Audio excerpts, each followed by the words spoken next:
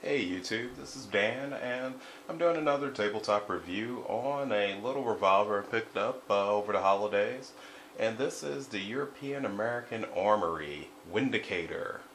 The particular one that I have here is the 38 Special Model 4-inch barrel, but the good thing about this particular pistol, it comes in a lot of different flavors. You have your 38 Special 2-inch barrel all the way up to a 6-inch 357 Magnum, everything in between. Now, let me go ahead and crack open the case right quick so you know what you're getting. Very basic setup, and that's what you expect from a very basic entry-level revolver like such. So it comes in this hard plastic case, just big enough to fit the pistol itself. You get your revolver, and then you also get your instruction manual and a totally useless trigger lock. It's so useless I actually lost it, probably threw it away or something, but this is not going to secure your gun, it's not going to secure this case, it's not going to secure anything, so don't even worry about that. You know, a little piece of metal about the thickness of a paper clip just isn't doing much for gun security.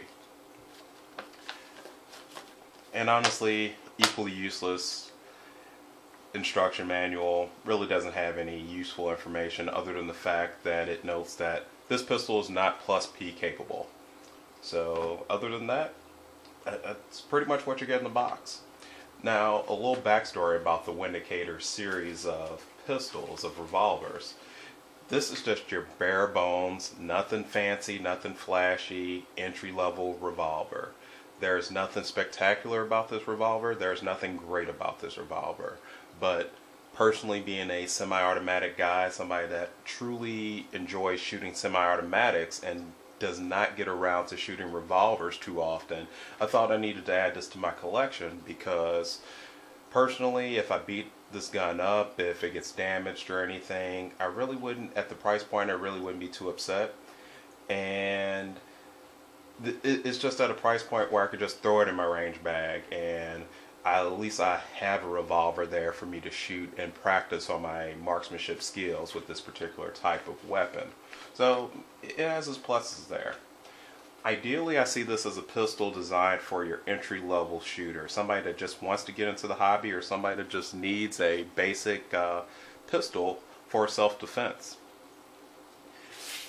I will give it credit, as inexpensive and as basic as it is a solid, robust pistol. I strongly believe that if you're going to average about 500 rounds per year through this pistol, this will give you decades of trouble-free service. We'll talk about the controls here. The trigger is very stiff. It is a very hard double action trigger. When you put it into single action mode, it's actually pretty easy. It is a smooth trigger, so I will give them credit there, but it is a very, very hard, long trigger pull. All the controls function very well. The cylinder rotates freely.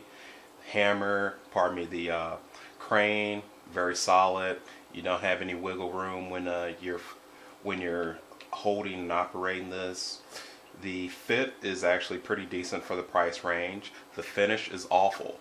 The finish on this particular weapon is just totally awful, but you get what you pay for. And as I mentioned, this is something that you're going to throw in your tackle box, in your toolbox, in your truck, and just so you have a little bit of firepower on hand. You're not expecting anything spectacular, and honestly, having a bad finish leads it to you actually being able to carry it more in situations like that. Now let's talk about the sights here. Sights, once again, awful. I would recommend actually painting the front blade of the sights so it's a little bit more visible. It's very dark, so it's a little hard to acquire targets, but once you get a hang of the sights, it's okay. You're going to hit the target in practical self-defense range. The grip, you have basic rubber grips here. Feels good in the hands. I have medium-sized hands with very long fingers, and I can get a very good, solid grip on this particular pistol, and it feels very good in the hand. It's not overpowering, And with the 4-inch barrel, the added heft actually adds a little bit more of a substantial feel in the hand, but not too overpowering. So if you're a smaller frame male or a small female, that you're not going to be overpowered by this pistol. Now let's get to a couple of targets here. I'm going to try and keep this pretty quick. As I mentioned, the trigger, the double action trigger is pretty stiff. So you have to get over that. You have to practice in order to get good with this gun. And I see that as a benefit, because practicing gets you good with any gun. So once you master this, that added skill is going to roll over into your other pistols.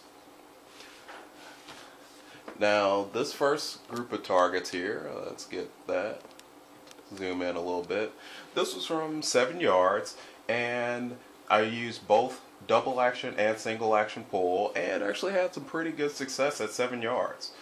And as I mentioned, at typical self-defense range, this pistol is going to do it for you. You're going to be able to engage targets. You're going to be able to, if the crap hits the fan, you're going to come out on top, as long as you do a little bit of practicing with this. So you're going to be able to hit it in that type of situation. But here's where I started having a problem. I took this out to 15 yards. Now normally I like to go out to about 25 yards with pistols, especially when I'm testing them. But oh man, I have a reputation to keep, and this pistol was killing me at 15 yards. The double action pull was totally horrible once I started getting out to 15 yards.